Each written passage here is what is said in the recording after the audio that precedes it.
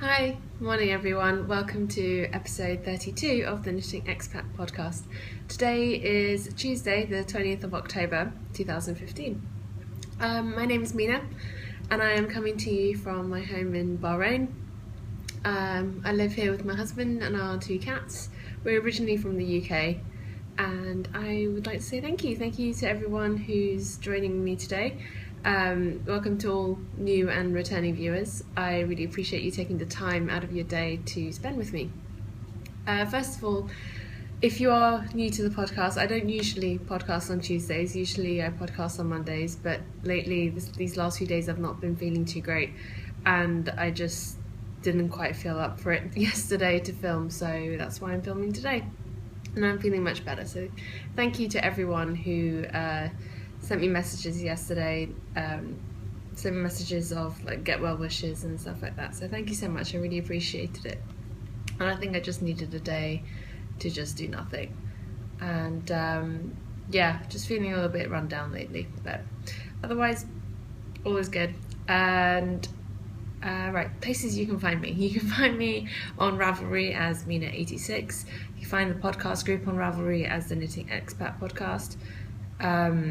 In the groups tab, I sell project bags on Etsy as Mina Makes. You can find me on Instagram as Mina Phillip, and you can find show notes on the blog, which is knittingexpat.wordpress.com. All of that is linked below in the video description box on YouTube, in the episode thread on the Ravelry group, and also on the show notes. So all the places you can find me are pretty much linked everywhere, so that shouldn't be too difficult. Sorry. I have been a little bit sniffly lately, mostly allergies, so apologies again. I'm so sorry for last week. It was ridiculous with the sniffles. So hopefully it won't be so bad this week. In terms of what we've got lined up for this week, I have finished objects, works in progress, needle adjacent, which really hasn't changed much from last week, knit along news and giveaways, question and answers, some shop news, acquisitions, and a bit of a week in review. And come here, Hugo's just toddled over. See what he wants. He wants to come say hello. 1 second.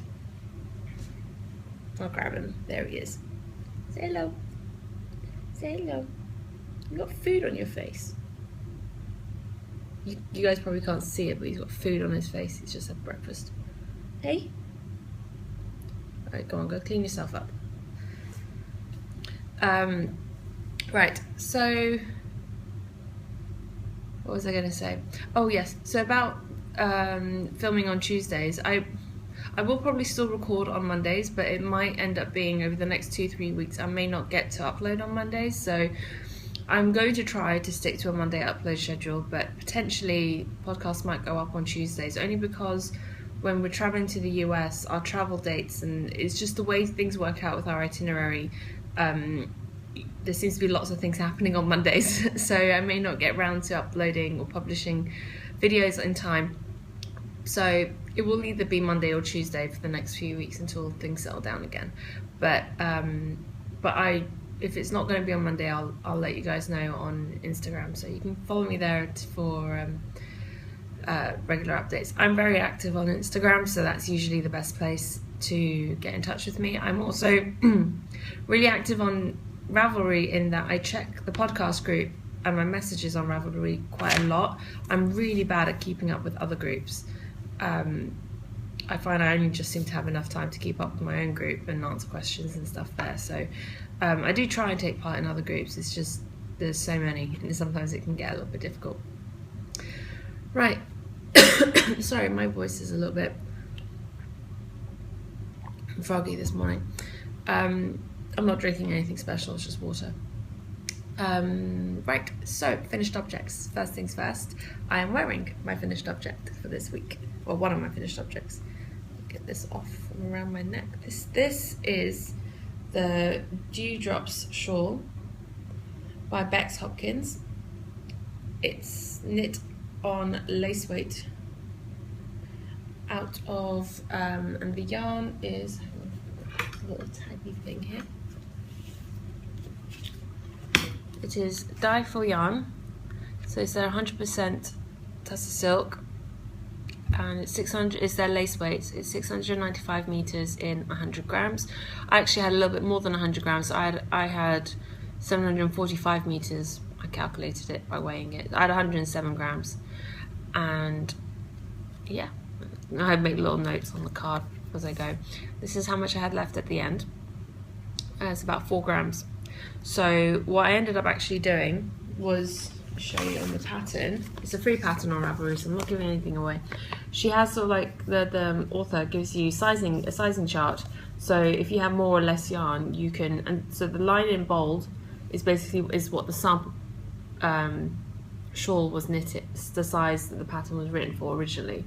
But I sized up because I had more yarn, and I sort of did the maths at the bottom here to see how many rows I could do. And I figured I could get a slightly larger shawl, which is what I did. So I knit a slightly longer stockinette section is basically all I did. What I didn't want to do was I didn't want to do extra repeats of the lace section in the border, because I quite like that amount of lace on a border, but also I didn't want to run out halfway through a repeat and then be stuck. I figure this way I would definitely have enough. So, and I did almost have enough. So you probably can't tell, but of the edging chart, so you got the dewdrops, which are the round lace patterns, and then at the very edge you see just the eyelet pattern at the very edge. Well, there was 2 more rows that were supposed to be added on to the bottom there, but I cut those out and just bound off, because 4 grams was not going to get me 2 rows. So by the end I was using around 3 grams per row, so it was not going to work out. So there were over 500 stitches on the shawl by the time I bound off. I soaked it, it bled like crazy, but it's fine, it's red, it's kind of to be expected. I'll just show you the edges here. And yeah, it blocked really well. Tilly from the Tilly Trout podcast, she sent me the yarn as part of a swap that we did earlier in the year, and she said it's one of her favourite yarns to work with, one of her favourite lace weights, and I could totally see why. It was a little bit difficult to get used to initially, because the Tussar silk is a lot more grabby than silk, and when I'm a little bit hot or a little, my hands are a little bit clammy, it sticks to my hands really quickly. So as in, like, it gets a little bit harder to work with. It's nothing against the yarn, it's just the weather and me. So but working with it on high hires on 3.75 millimeter, which I think is a US 5, makes it a lot easier to work with. And by the end I'd kind of got into a good flow with the yarn and the needles and the pattern, so I really liked how it turned out. And as you can see, it is super light, it is super airy, because you can pretty much see me through this quite clearly. And yeah, I really enjoyed knitting it. I'm not sure if I'll knit another one, but that's mostly probably because I don't knit the same pattern twice very often. And because I kind of feel like there are so many patterns out there to knit that I kind of don't want to spend my time knitting the same pattern over and over, because I want to try all the different patterns. But it's not to say I don't or I won't knit a pattern twice. I think probably I'd be more likely to knit a sweater pattern more than once. If I found a sweater pattern that I really loved and I thought worked really well and fit me really nicely, then I'd probably knit that again and again. But other than socks, I don't really knit the same pattern more than once. And even with socks, every time I knit a sock, I do it slightly differently. So yeah, and this, as in terms of finished measurements, mine turned out to be 2.3 meters long at the top and about 75 centimeters deep. For those of you who may remember, my Vida shawl turned out the same size. So this thing is huge. It is absolutely ginormous. And if you saw my picture on Instagram, you'll see that it comes down to basically the bottom of my bum on my back if I wear it over my shoulders. So it's pretty big. And because it's silk, even though it's lace weight, it is actually really quite warm. And it is a little bit chilly in here, so I'm just gonna pop this back on my neck. I'm not gonna fiddle around with it too much. I'm just gonna leave it there because it's quite chilly in here with the AC. Right, so that was my first finished object of the week, and yeah. And my second finished object are my dad's Christmas socks. These are knit out of Crazy Zauber Ball in the, I believe it's the domino colorway. So it's just this black, white and grey. This is one of the little half skeins I had left over. I think I only used about 65 grams of yarn for this. So what I did differently with these compared to the other socks that I knit my dad, I knit these on 2.5, and the last pair I knit him on 2.25. And so I did a smaller stitch count. I did 64 stitches rather than 72 stitches. I just wanted to see what the fabric would look like with the Crazy Zauber Ball on larger needles, really. And larger needles do mean quicker socks. I don't mind it, but I do prefer how the socks come out overall on the 2.25. So I think in the future with Crazy Zauber Ball I'll probably be doing them on 2.25s. But they turned out fine. There was a couple of times, one place actually on one of the heels. I can't remember which one now because I fixed it. I can't even tell where it is. One of the heels, as I started joining it back into the round, it would have been somewhere around here, I just can't remember which one. I split a stitch, and I didn't realise until I finished the sock. So, because I'd split the stitch, there was like a little hole that had developed, and the stitch was obviously going to break at some point. It wouldn't have been as strong. So I went back in with some scrap yarn of the same colour and just sort of reinforced it from the inside and woven the ends. And like I said, I can't even tell where it was. I guess that helps that it was right in the darkest section of the yarn, like it was in this sort of darker black section, which makes it more difficult to see, but I guess that's a good thing. And yeah, so I really like how these turned out. My mum actually sent me a picture a couple of days ago of my dad wearing the socks that I made him for his birthday, and asking if I'd made them, and I said, yeah, of course I did. I made them for his birthday. She'd forgotten that I'd made them for his birthday. She was trying to convince my dad that they were shop bought, and my dad was like, no, Mina made them. So apparently he's been wearing them all week, so I guess that's a good thing. So he's getting another pair of socks, and I'll probably knit more socks for my dad in the future because he seems to really appreciate them. And I enjoy knitting stuff for other people because there's only so much knitwear I will get use out of, especially living in the desert. But yeah, but I really want to knit for people that I know are going to actually genuinely really enjoy the stuff that I knit for them. So there's that. So those are my 2 FOs for this week. I think there was more than I was expecting to get done, but I only finished my dad's socks because I spent a lot of time with Perry these last few days, so I wasn't able to knit on his socks. So moving on to works in progress, the first one I have is Perry's Christmas socks, which, like I said, because I've been spending so much time with him these last few days, I've not actually been able to work on these because I don't want him to see them. And so far I think I've been able to get away with him seeing these, or at least he's not said anything to me. So this is where I am on his socks, and the marker is just for me because I count my rows. So these are on 2.5mm needles, and I really like the fabric of this on 2.5, so it's not too loose. And this is the Uncommon Thread Tough Sock, which is 80% BFL, 20% nylon, and you can see it's a good thick fabric on 2.5s, so that works out well because this is a smaller skein yardage wise than a Crazy Zauber Ball. So Crazy Zauber Ball is like 420 meters, and this is 365 meters. That's the yarn, and it's in the citrus peel colorway, so it's really bright orange. That Perry, oh god, now I'm overheating. That Perry likes. And I'm at the point where I'm going to put in the heel. Now I weighed the yarn and I've done the sort of calculations on the number of rows that I'll need to knit. So I have 20 rows in the cuff and I have 65 rows in the leg.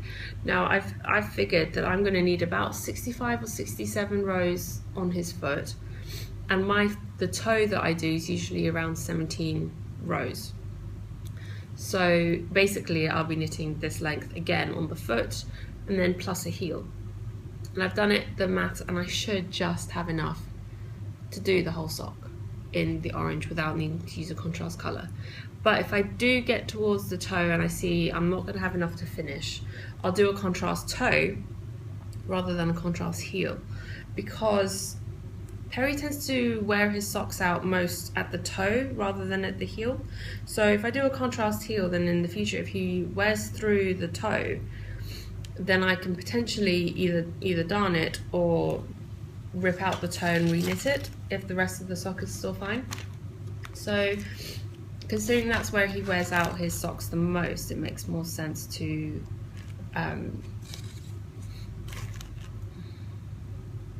do a contrast toe than a contrast heel. Sorry, it took me a second to catch up. So yeah, I think that's what I'm going to do if I need to. Otherwise, I'll just do it all in the same colour.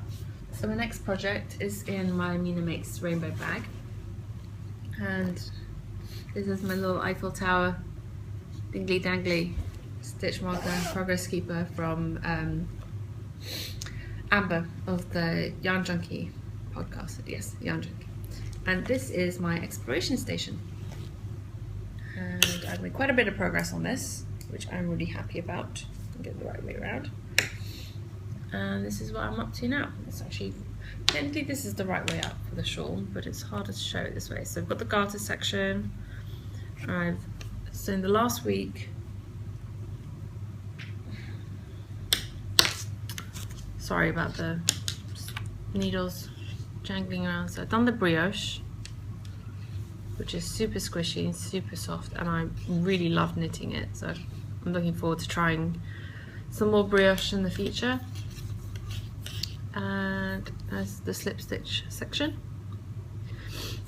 So I've done 3 out of the 5 sections. I've got 2 more sections to go.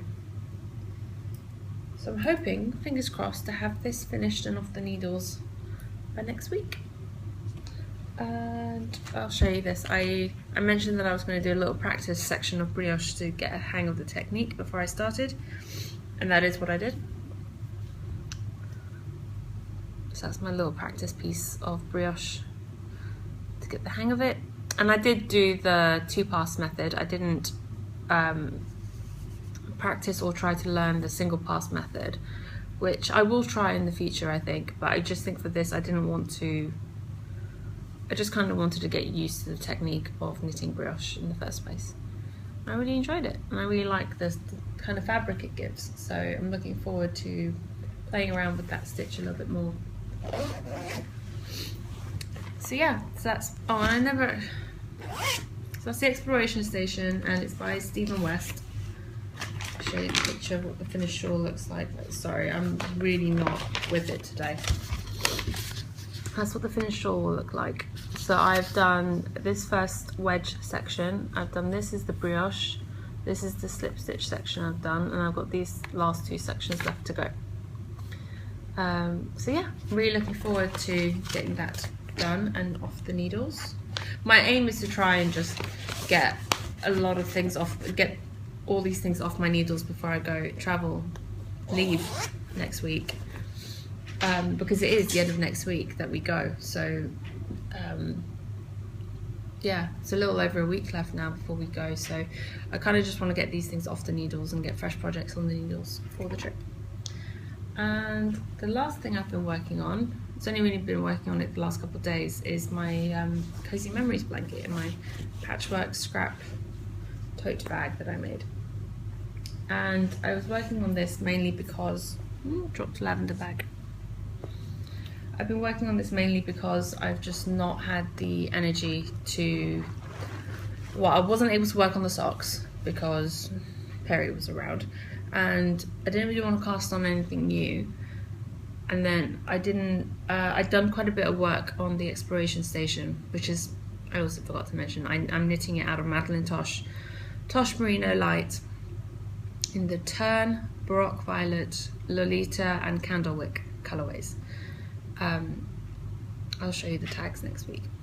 And I already worked on that quite a bit, so I kind of wanted to put that down for a while. And because the rows on that are really long, I didn't want to stop halfway through a row. So I picked up my blanket and I added 10 squares to it, which is quite a lot for me. I added these 10 squares, so these ones that I've got in my hands, 2 rows of 5. And so starting down here at this end, this bottom one here is Berenvuller Barefoot Sock in September Forest. This top one is Fibre Spates Vivacious 4-ply in Tweed Imps. This one is Berenvuller Barefoot Sock in Best Grey Ever and Berenvuller Barefoot Sock in Forest, and these 2 are the ones I've used to knit my Vida shawl, and this one I used for the Vida hat, and this was for a pair of socks, my birthday socks. And this is Knit Picks Stroll Fingering hand painted in the County Fair colourway. Also I did my whiz bangs out of these. This is Volmai's lace yarn in the Grapes for Sherry colourway. I know this is technically a lace weight and you can see it's a lot more holding, like airy than the other ones, but I wanted a square of this in my blanket because I knit my Vigeant out of this. And then these 2 are Lang Joel Magic Degrade. This one was in the rainbow colourway and this one was a more sort of autumnal colour. And even though they're the same yarn, the rainbow one felt much softer to knit with than this one, and I think that's kind of why I didn't like the socks so much as I was knitting them. I knit both of these into socks. And this one is the Wool Barn Rustic Sock, which is her BFL base, and I can't remember the colourway name for this one, but it was lovely greens and blues, and I knit my Vida socks out of this. And this is a Lana Grossa Marlinwit yarn. Can't remember the colourway name, it was some sort of number. But that was another pair of socks, and to top it all off, all my ends are woven in. There are no loose ends on the back of this blanket whatsoever. So the back is almost as neat as the front. And a little tip for you guys, and I don't know how, those of you who knit your sock yarn blankets, I don't know how you weave your ends in, but what I've found is the quickest and neatest way to weave in my ends is I weave them through these ridges, basically kind of like the seams that are on the back from when you pick up stitches. I just weave them back and forth through here and sort of anchor them into here, because then it's less fiddly than trying to weave around the stitches in the squares, and it's perfectly neat. You don't see them, it anchors them pretty well, and they don't show through on the front. So that's my little tip for how I weave in my ends. There we go. And now, thankfully, because I've added a whole bunch to my blanket, I now have a bunch of yarn to wind up into minis for swaps and other things, which I will need to get on with at some point because I have run out of minis for swapping. But yeah, and that pretty much covers my works in progress. Needle adjacent, I have my dad's sweater that I still need to cast on and get started with. I have socks lined up for my sister-in-law and for one of my friends, which is the last one for my group of friends that I need to knit. And I have a pair of socks that I need to start and finish for my father-in-law. And those only haven't gone onto the list yet because I haven't shown you the yarn for them yet. So, and then I also have a couple of hats that I want to knit. I want to knit the violet waffles out of that handspun that Sarah gave me, and there's a brioche hat pattern that I found that I quite like the look of that I want to try out, but I haven't figured out what yarn I'm going to use yet. So hopefully once I figure that out, I'll show that to you. And I think that potentially might be what I take on the plane with me for my plane knitting, that hat pattern, and maybe some socks. So we will see. I haven't fully decided what's going to be my holiday knitting this time around yet. So So knit along news and giveaways. I haven't heard from the winner for the 2000 subscriber giveaway yet. That was number 376, Art Like Nonsense. That's Harriet from Nottingham in the UK. Jeez. So if you could please get in touch with me with your address and details and let me know that you've seen the episode. If you didn't, I had a bit of a mix up with the name last time. So if you see this and you finally heard your name, then please get in touch with me and I will send the package out to you. If I don't hear from you by the end of October, then I'll draw a new winner, because I think that's only fair that it goes to someone who actually watches the podcast. Like, I don't mind if you enter a bunch of giveaways and stuff, but I kind of expect that if you're going to enter, then you will at least watch to listen to see if you've won. And I also understand that sometimes people get busy and you don't necessarily get to watch all the episodes as and when they come out, so I'm giving you a bit of extra time, but I think the end of the month is long enough. So if I haven't heard from you by the end of October, I'll draw for a new winner in November. And we have the Vida Cal, which is going on at the moment, and like I mentioned last week, it's going to be quite a casual cal. I know everyone's really busy with Christmas knitting and just other things going on at the moment. It's a busy time of year for everyone, especially for knitters, so I don't want anyone to feel too pressured by it. So the rules are pretty simple. They're all explained in the cal thread on the group, and so if you're interested in taking part, please go over and check that out.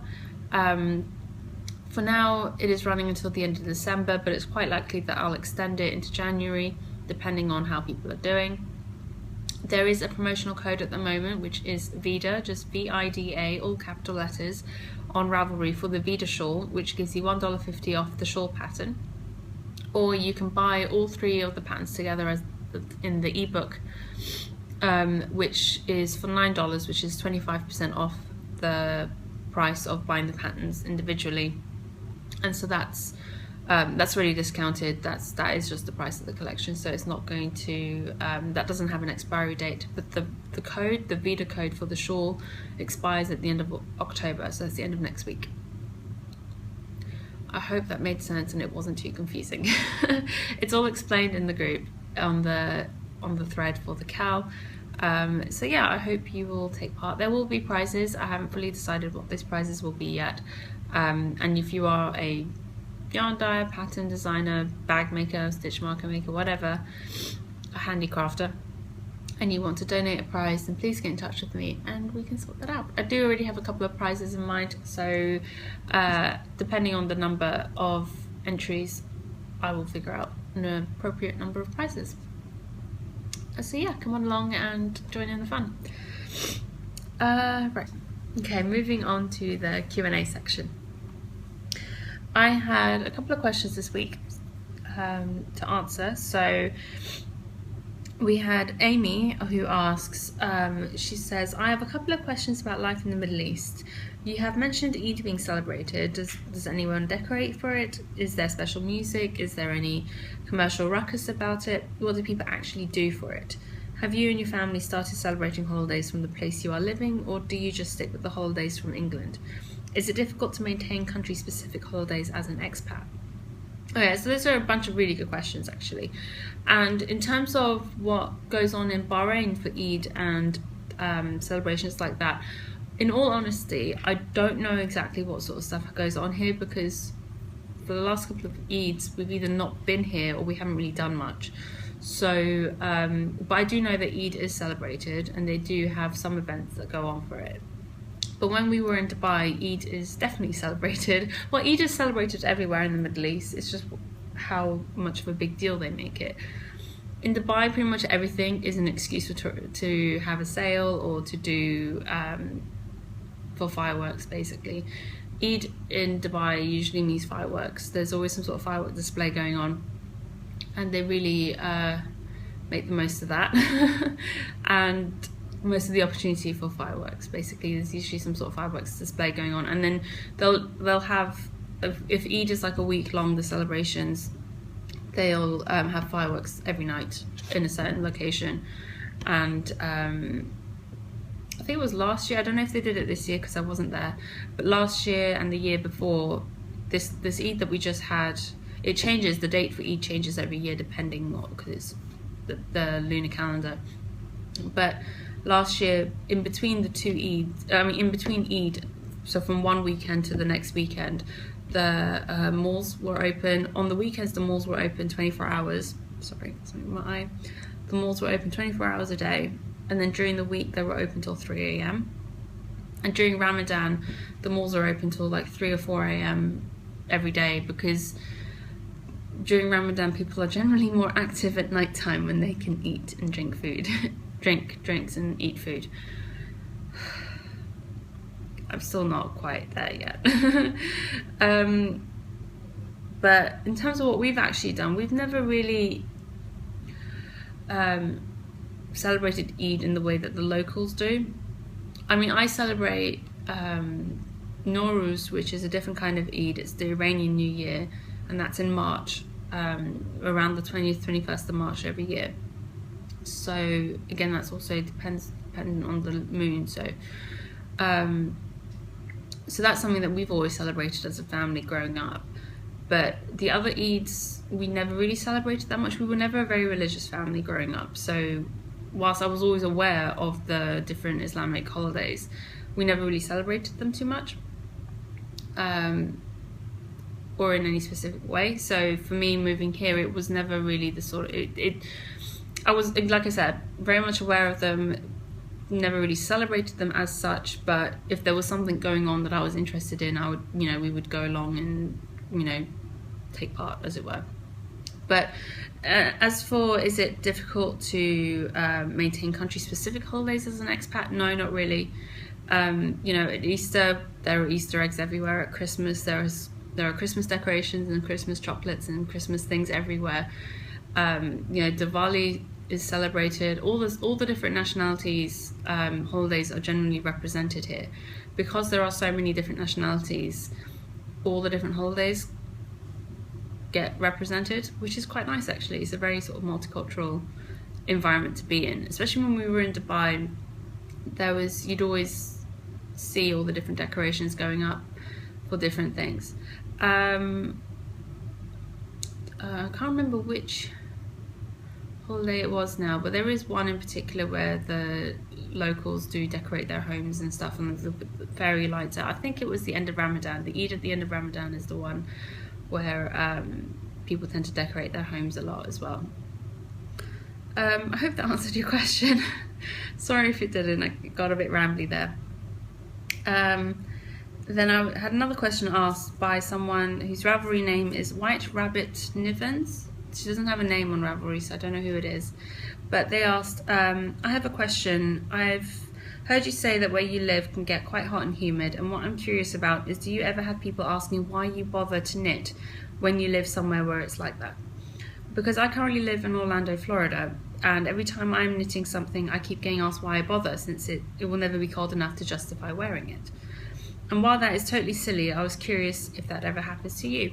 Yes, initially when I first started knitting, a lot of my friends back home and a lot of people that I knew were just like, why bother knitting? Like, you live somewhere where it's so hot, why would you knit? But for me, it was never so much about, it was just about learning a new skill. When I first started learning to knit, it was just something I'd wanted to do for a long time, and it suddenly got to a point, I was home alone a lot around that time. Perry was working away from home a lot.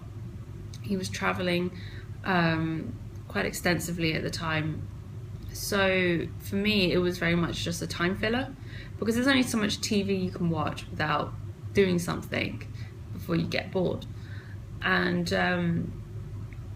so yeah, it was really, for me, what drove me to knitting was boredom.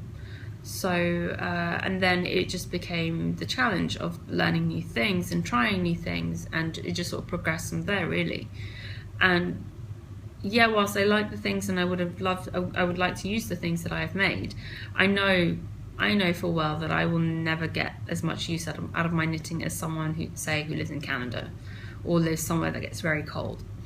But I enjoy it, so there's no reason not to do it. And there are plenty of people in my life who will enjoy the hand knits that I make, that I can gift them. And like I said, I've mentioned this before on other episodes, but Perry and I really love going on cold weather holidays. It's really quite funny when you live somewhere this cold, this hot, you really appreciate the cold a lot more. So yeah, and also from what I've realised, Bahrain does get colder than it does in the UAE in the winter time. When we first moved here in February, it was really quite cold, and I think also it's another factor of that is that we now live in a house rather than an apartment. So when we were in an apartment, there was another apartment above and below us, so we were sandwiched in. It was pretty well insulated. But here in the winter, when we first moved here, the first month or two, we didn't have the air conditioning on at all, and there were days when I was like sat there on the sofa in a hoodie and a shawl wrapped around me and still freezing cold. So it does get cold here. When I say freezing cold, by my standards, freezing cold is probably not freezing cold for anyone else. But yeah, so it does get cold enough to be able to wear the stuff that I've made for a small amount of time of the year. But I do wear my hand knits a lot when I go to the cinema. I'm usually wearing a cardigan and a shawl at least at the cinema because they blast the AC so strong in there, it's ridiculous. It just gets really cold. I wear my hand knits a lot when I fly on planes. I tend to get quite cold as well. So yeah, I do get use out of them. Maybe not as much, like I said, not as much as some people would, but I do. And I've sort of stopped getting those comments about, oh, why do you knit? So it's just one of those things, really. People say that not so much out of malice, but it's more out of not really understanding why people knit. So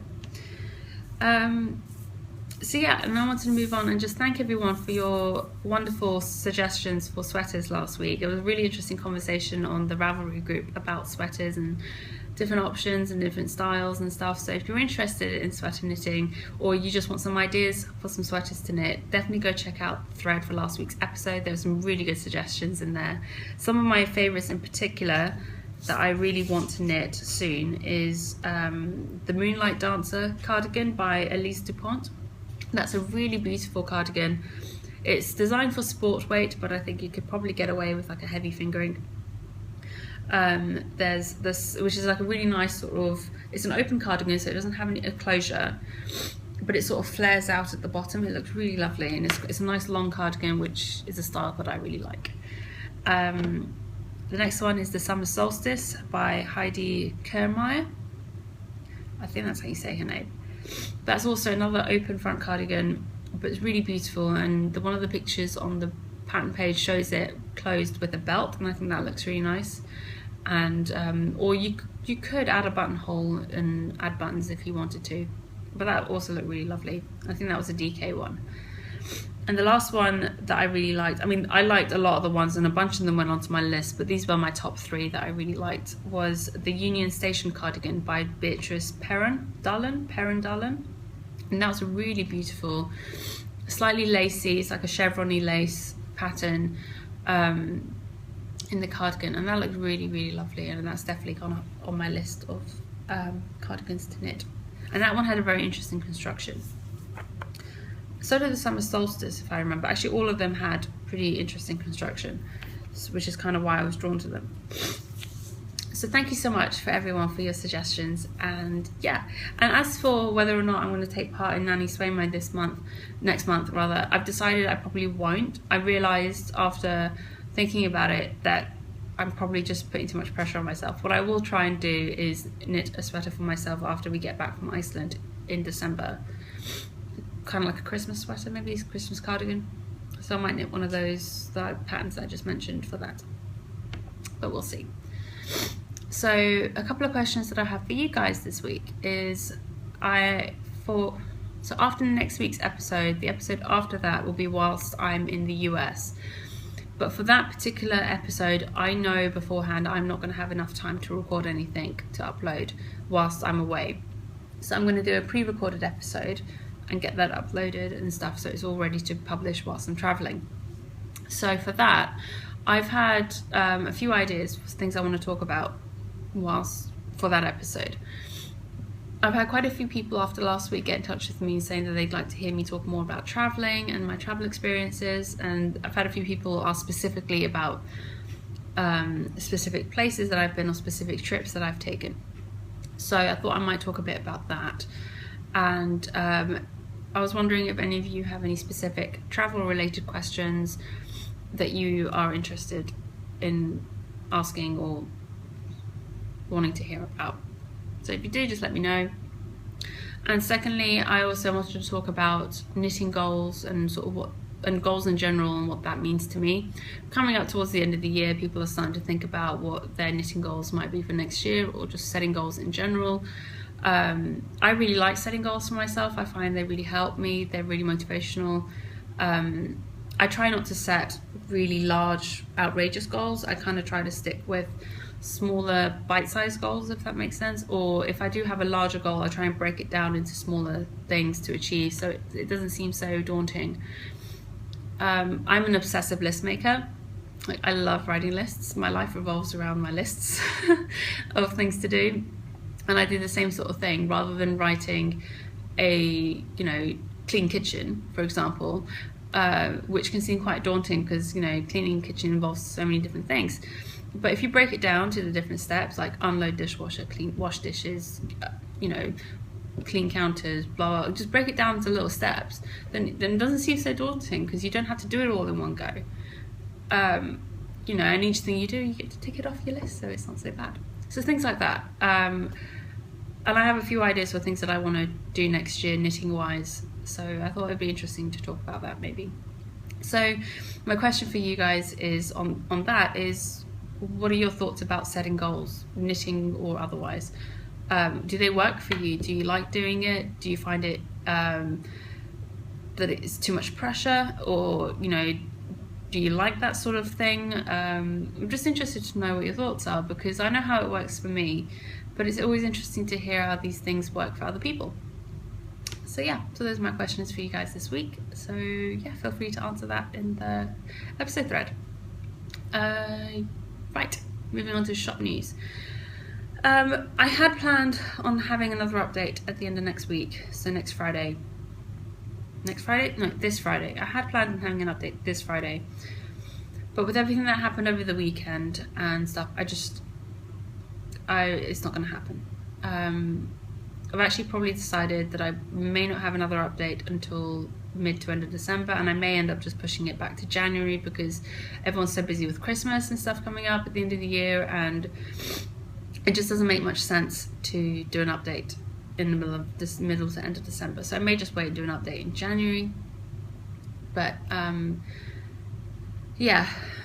things have just been a bit all over the place recently. I've just not really felt like sewing all that much. I've not been feeling well enough to want to sew. I don't really like to force the sewing. I kind of want to be in the right frame of mind to sew, because if I'm not, then that's when I make mistakes, and I don't really want to ruin the bags because I've spent a lot of time preparing them. So I hope you guys understand. I'm really sorry. I know I said I'd have another update this month, but it's just not going to happen, and I don't want to put shoddy bags out for you guys. It's just not what I want to do. I guess you could say I've lost my sewing mojo a little bit, but anyway. So I'm just going to take a little bit of time off from that, I think. I'll still do some sewing every now and again. I'm just not going to put any sort of time pressure on myself about it.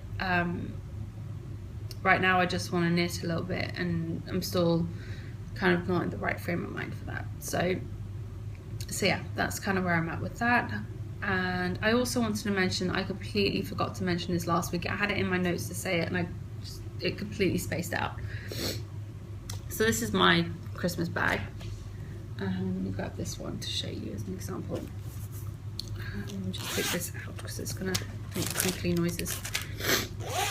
So this is one of my older bags, and you can see it's quite squishy, but it's, it still stands up. And my new bags also stand up, but these are a lot more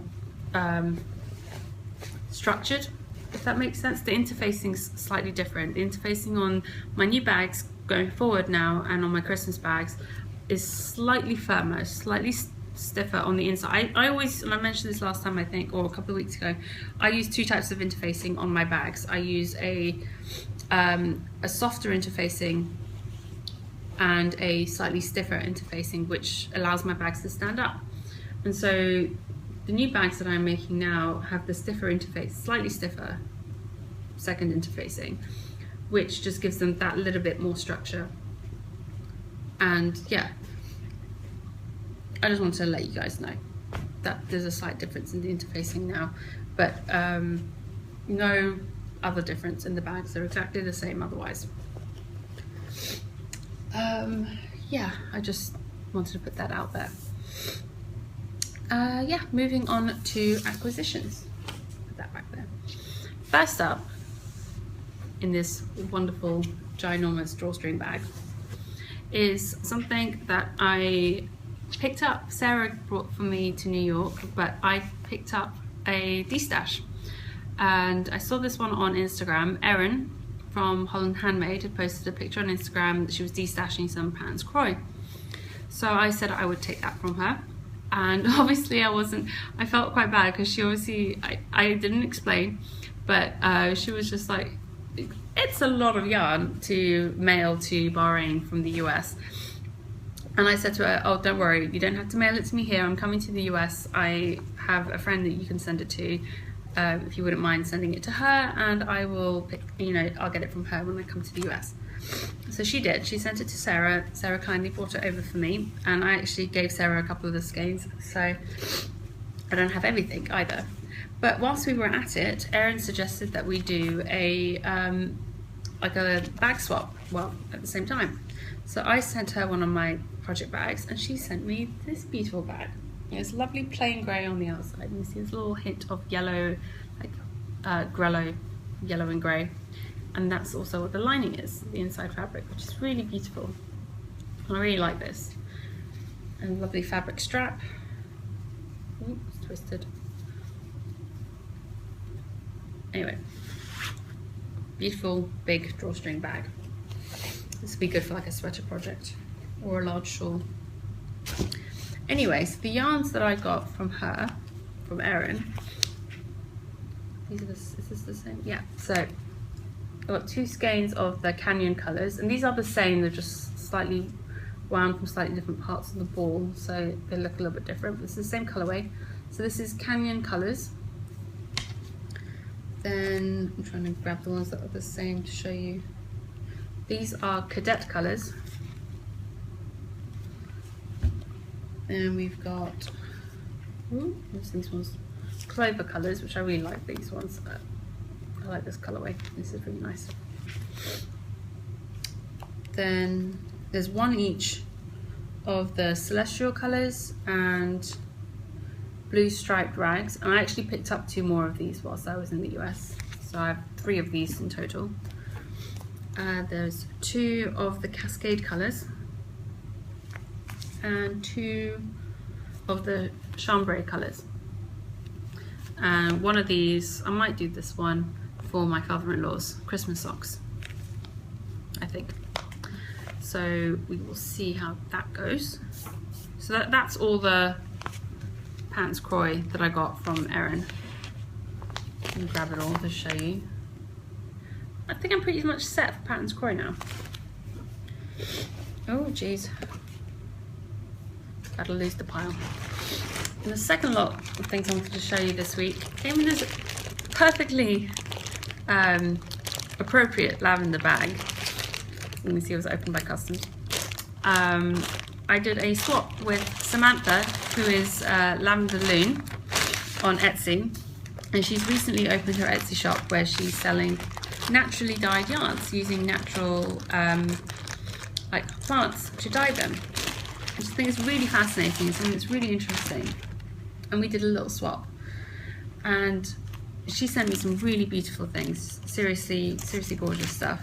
She did send me some chocolates, which were basically melted when they arrived, but I just sort of like ate them out of the packet, and they were very delicious, but I don't have them here to show you. But she sent me this very beautiful card, postcard, which was beautiful. She sent me the cutest little kitty cat stitch marker, which is just so adorable. I love it.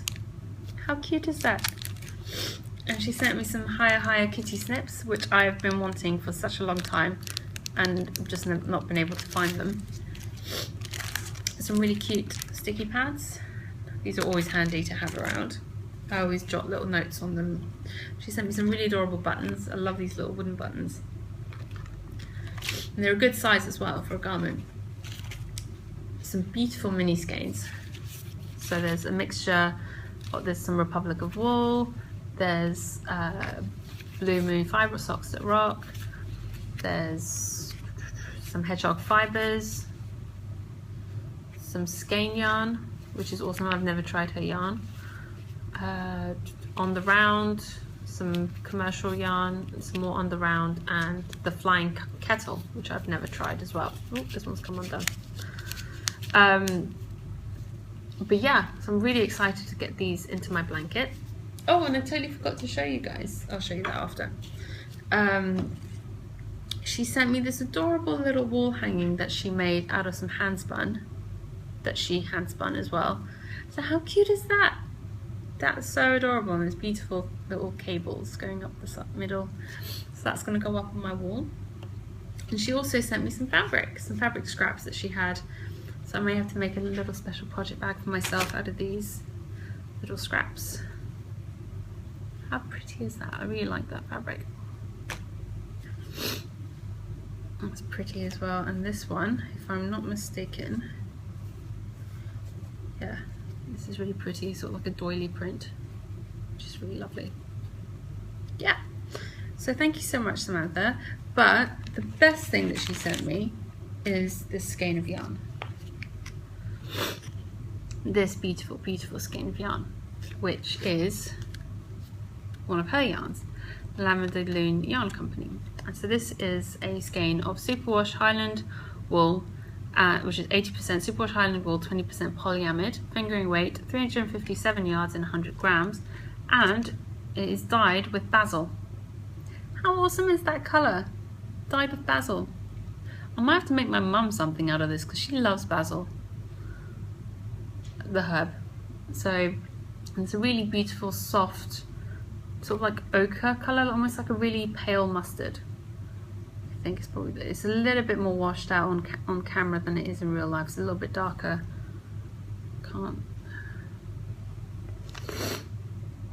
Yeah, I guess that's a bit more accurate, I think.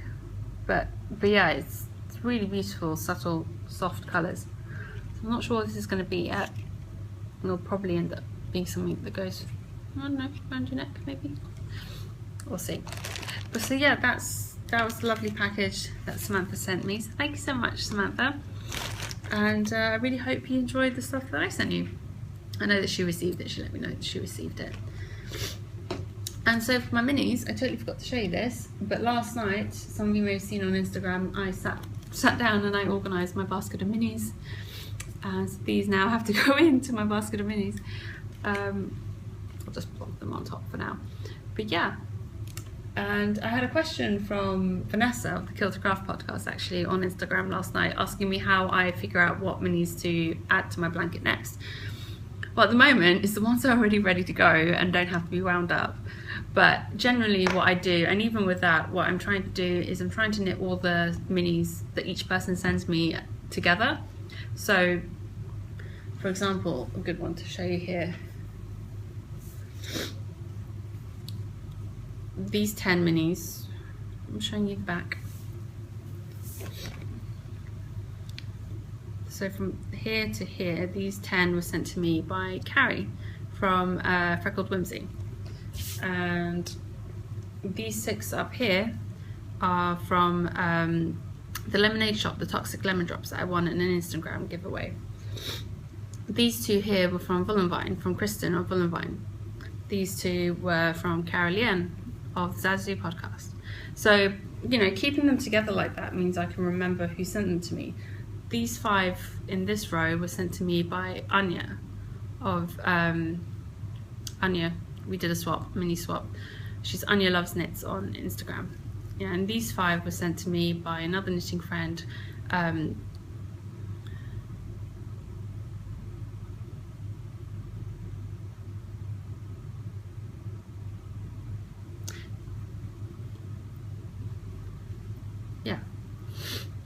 So, and then the ones on this side are the yarns that I've actually knit myself.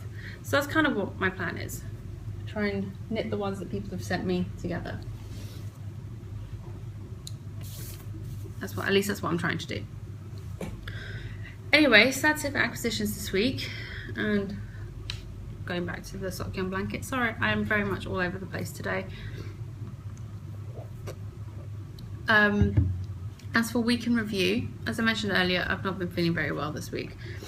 I've been a little bit run down, a little bit tired, and just, yeah, there's just some things I've been dealing with that I don't really want to go into right now, but anyway, it's just been taking that out on me a little bit. A few people suggested last week or earlier, a few days ago, that I should take a nap. And as great a suggestion as that is, because I sort of suggested I was quite tired on Instagram, and a few people suggested I should take a nap. And whilst that's a great suggestion, I am the worst person at taking naps. I love napping, I love sleeping, but I am just a terrible nightmare to deal with after I've woken up from a nap. You can ask my husband, he hates it. He's actually terrified of waking me up if I'm napping. He's just like, I just don't like to do it because I'm such a grumpy person after I've woken up from a nap, especially if I've been woken up from a nap. I'm just grumpy for hours afterwards, and you know what, half the time it's not worth it. It is just not worth the grumpiness afterwards. So I generally try and avoid napping if possible. I'll lay down and have a rest, but I try very hard not to nap because I'm just not a very nice person afterwards. And I also realised a few days ago, it's been over a month, or it had been over a month since I'd bought any yarn. Since I'd been back from New York, I hadn't bought any yarn. So I quickly remedied that. I wasn't feeling very well at the weekend, and so I bought some yarn. I placed a couple of orders on Etsy. One of them is going to my parents in the UK because the seller's from the UK. Usually when I'm buying stuff on Etsy or online in general, if it's from the UK, then I just have it sent to my parents because postage is cheaper, and it's less hassle for everyone. But if I'm ordering from the US or anywhere else, then I just have it sent here. So I'll have one thing coming here and one thing that's going to my parents. So I guess I'll get to show you those at some point when they arrive. And also I got a notification that my Hedgehog Fibres Sock Club shipment for October has been shipped, so that should be coming soon, hopefully. I hope that comes before we leave at the end of next week, so that would be fun if it does. The weather has been getting much better lately. It's definitely cooled down a bit. The mornings and evenings are much nicer. You could definitely tell when you go out that it's not as hot and humid as it was a few weeks ago, which is nice. So winter is on its way. It's still hot. It's still in the mid-30s, which I believe is around the mid-90s Fahrenheit for you guys in the States. I also may have to go to Dubai at some point, which is another reason why I'm kind of taking it easy on the sewing side of things, because I'm waiting to find out about a meeting, so I may have to end up going sometime between now and the end of the month, or in between my two trips, so we'll see. I have no idea what's happening with that yet. I've also been mulling over some ideas that I have for doing these sort of like a swap within the group, sort of like a Knitting Expat swap thing going on. So I have a few ideas for that, but if I do that, it'll be in the new year. I won't be doing it on this side of Christmas because I'm too busy. Everyone else seems to be really busy, and there are a few swaps going on at the moment already in other groups. So I think maybe doing a swap towards the end of January would be good, sort of like pick up after the Christmas blues. Yeah. And so finally, so that's kind of a little thing I wanted to put out there. I was thinking of doing, like I said, the swap and then maybe a corresponding knit along. You wouldn't have to do both to take part. You could do one or the other. But I've got a few ideas that I'm sort of mulling over. So I'll let you guys know probably in a couple of weeks once I figure out what it's going to be exactly. And finally, I thought I'd end this on a slightly happier note. I have a a video to share with you guys. So last year, about this time last year, Perry and I had a friend and his girlfriend, so a couple of friends over visiting us in Dubai, and we ended up going dune buggy riding out in the desert. It's something that Perry and I had wanted to do, and we had friends over, so we thought it'd be fun to do it together. And we took a couple of cameras out with us to film it, and I had my SLR as well to take pictures, and we had a really good time. It was really, really good fun. The video is pretty funny. There are plenty of times when I get covered in sand, and our friends almost had a breakup, but that was all in jest. It was all funny. Everything that happened was pretty hilarious, and our friends are still together. They're still good. Their relationship's fine. But yeah, it was a really funny video, and it happened about this time last year, so I thought I'd share that with you guys this week. I'll also put links to the blog post where I shared the pictures that I took that day in the show notes and on the Ravelry thread for anyone who's interested in checking those out. So you guys have been saying that you want to see and hear more about you know, things that we've gotten up to living out here and stuff, so I thought I'd share that with you. I mean, this is obviously something that we did whilst we were in Dubai, but it's still in the Middle East, so I thought you guys would like to see it.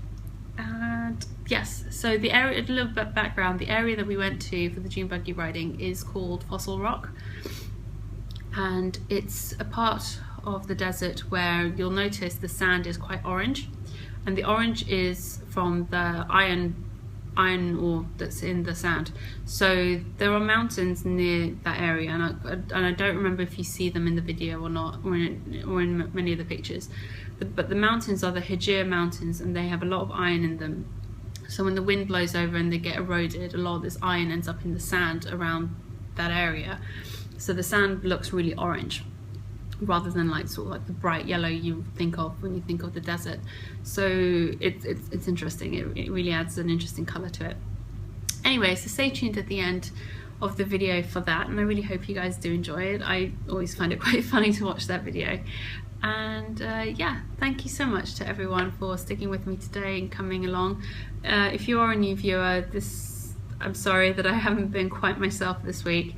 I'm usually a little bit more together with everything on the podcast, and thank you to all of you who have come back week after week. I really do appreciate all of you who take the time to check me out, you know, chat with me on Ravelry and on Instagram.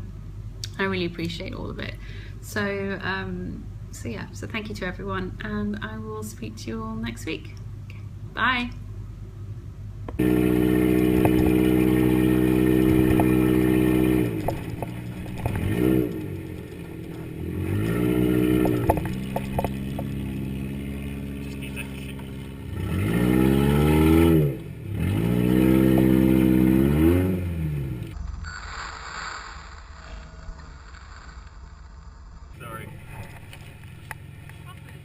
Sorry, babe, I couldn't.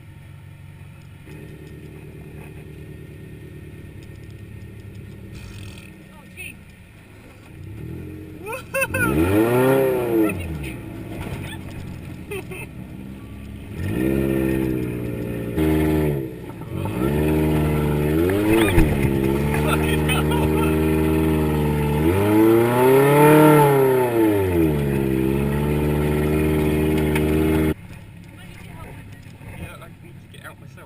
Oh, that is warm.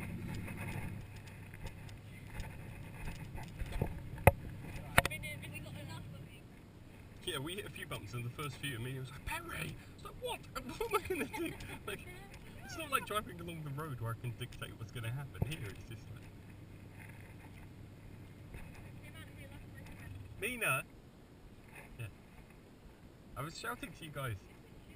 Okay. Put your arms out or something, or like...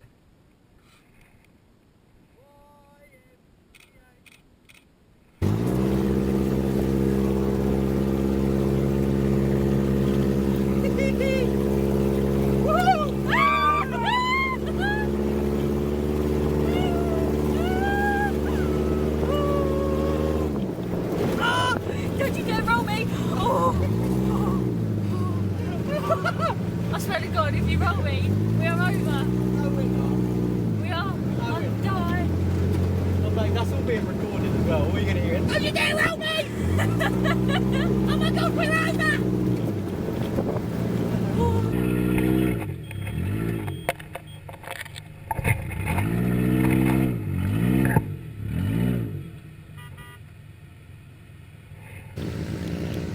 He's an embarrassment to himself.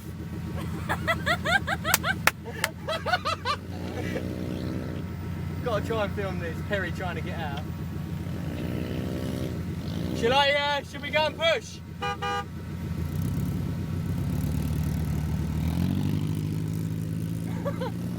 want to try and get him on the camera. Yeah?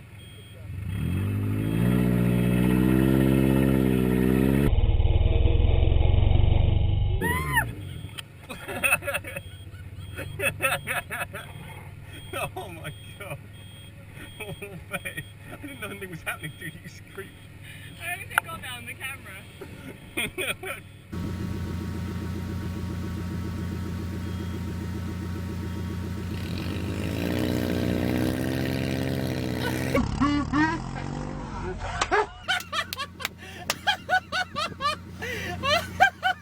It's gonna Just come and mean her. rip into shit, isn't he?